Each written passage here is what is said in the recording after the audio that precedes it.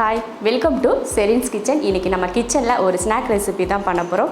எல்லாருமே இந்த லாக்டவுன் டைமில் ஏதாவது ஸ்நாக் பண்ணி சாப்பிடணும், ரொம்ப சிம்பிளாக பண்ணி சாப்பிடணுன்னு தான் ஆசைப்படுவோம். வீட்டில் எல்லாருமே வீட்டில் இருப்பாங்க. டக்குன்னு ஒரு ஸ்நாக் பண்ணணும் அப்படின்னு நினைக்கிறப்போ நமக்கு ஒரு கோதுமை மாவு இருந்தாலே போதும், அந்த மாதிரி ஒரு ஸ்நாக் பண்ணிடலாம். இன்றைக்கி நம்ம கிச்சனில் பண்ண போகிறதும் ஒரு ஸ்நாக் கோதுமை மாவு வச்சு தான் பண்ண போகிறோம். ரொம்ப சிம்பிளாகவும் அதே சமயம் ரொம்ப மொறுமொறுப்பாகவும் டேஸ்டியாகவும் இருக்கக்கூடிய ஒரு கோதுமை மாவில் ஒரு ஸ்நாக் ஒன்று பண்ண போகிறோம். மொறுன்னு இருக்கக்கூடிய ஒரு ஸ்நாக். வாங்க அது எப்படி பண்ணலாம் அப்படிங்கிறத பார்க்கலாம். 300 கிராம் கோதுமை மாவு எடுத்திருக்கேன். இப்போ இதை ஒரு பவுலில் மாற்றிக்கலாம். அடுத்து ஒரு மிக்ஸி ஜார் எடுத்து அதில் 3 வரமிளகாய், 1/4 ஸ்பூன் அளவுக்கு சீரகம் சேர்த்துட்டு குறகுறப்பாக அரைச்சி எடுத்துடலாம். தண்ணியெல்லாம் ஊற்றக்கூடாது. தண்ணி ஊற்றாமல் குறகுறப்பாக இது போல் அரைச்சி எடுத்துக்கணும். இப்போ இதை மாவில் சேர்த்துடலாம். சேர்த்ததுக்கப்புறம் தேவையான அளவுக்கு உப்பு, 3 ஸ்பூன் அளவுக்கு எண்ணெய் சேர்த்து நல்லா மிக்ஸ் பண்ணிடலாம்.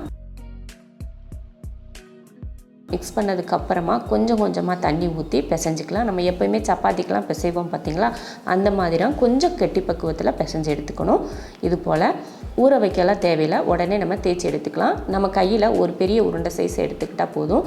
நம்ம சப்பாத்தி செய்வோம் இல்லையா, அதை விட கொஞ்சம் பெரிய மாவாக எடுத்துகிட்டு ஒரு சப்பாத்தி பலகையில் எண்ணெய் தேய்ச்சி அது மேலே வச்சு இதை தேய்ச்சிடலாம்.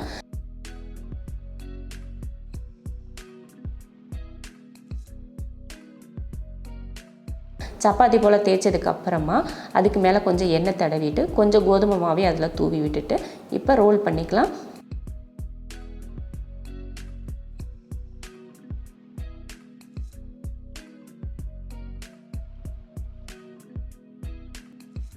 ரோல் பண்ணதுக்கப்புறம் கத்தி வச்சு சின்ன சின்ன பாலாக கட் பண்ணி எடுத்துக்கலாம்.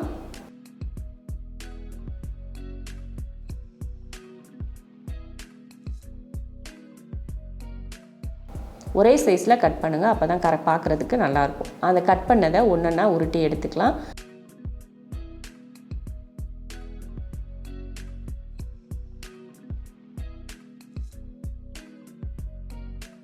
இந்த மாதிரி சின்ன சின்ன பாலாக இருக்கும் பார்த்திங்களா, அதை இந்த மாதிரி உருட்டி எடுத்துட்டு அதை இப்போ மடிக்கலாம்.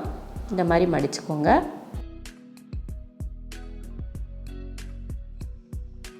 நாலாக மடித்து எடுத்திங்கன்னா முக்கோண சைஸில் வரும் பார்த்திங்களா, அந்த மாதிரி மடித்து எடுத்துக்கோங்க. ரொம்ப அழுத்தவெல்லாம் தேவையில்லை, அழுத்தாமல் மேலே அப்படியே வச்சுருங்க.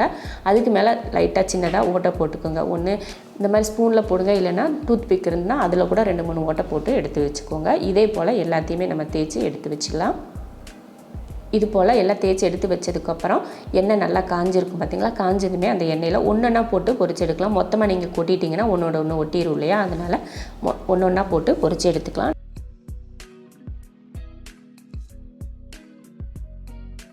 நல்ல கலர் மாறி அந்த எண்ணெய் கொதிக்கிறதுலாம் அடங்கி வரும் பாருங்கள், அந்த மாதிரி டைமில் எடுத்துக்கலாம்.